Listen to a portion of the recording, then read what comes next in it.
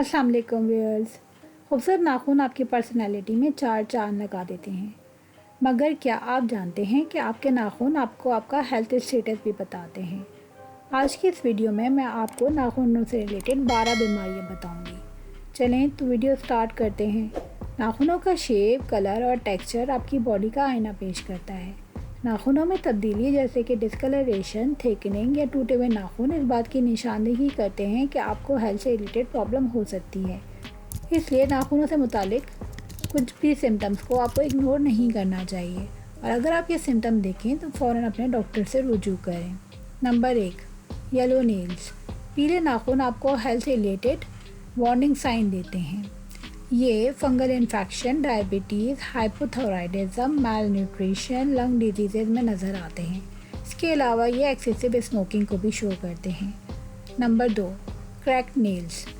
Brittle या cracked nails को ओनिकोरेक्सिस भी कहते हैं। ये कंडीशन ज़्यादातर मर्दों की निस्बत औरतों में पाई जाती है।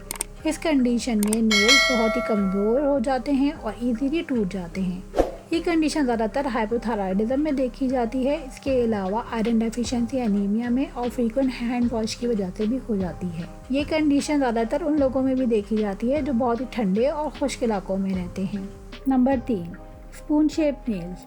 ये कंडीशन कॉलिनाइकिया कहलाती है और ये condition iron deficiency, anaemia, fungal infection, endocrine disorder जैसे हाइपोथायराइडिज्म एंड एक्रोमेगैली, के अलावा मैलन्यूट्रिशन, हीमोक्रोमेटोसिस में देखी जाती है।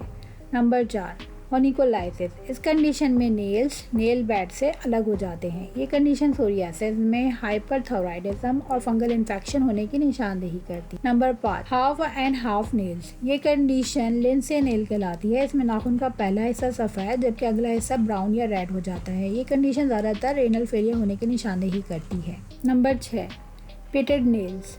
नाखूनों पर छोटे छोटे गड्ढे। ये कंडीशन नाखूनों की लेयर्स ठीक तरीके से ना बनने की वजह से होती है और ये कंडीशन सोरियासिस और एलोपेशिया एरिएटा में देखी जाती है। Number 7, ridge nails. नाखूनों पर हॉरिजॉन्टल लाइंस या झुर्रियाँ। ये कंडीशन या तो नाखूनों पर किसी चोट की वजह से होती है या किसी सीरियस कंडीशन में देखी जाती है।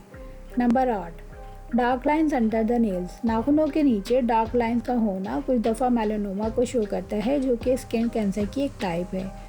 ये बहुत ही सीरियस कंडीशन है। अगर आप अपने नेल्स पर डार्क लाइन देखें तो फ़ौरन अपने डॉक्टर से रुजू करें।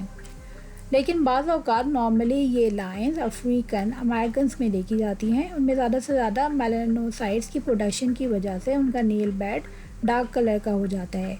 इस कंडीशन को मेलानोनाइकिया कहते हैं। Number 9, splinter haemorrhage.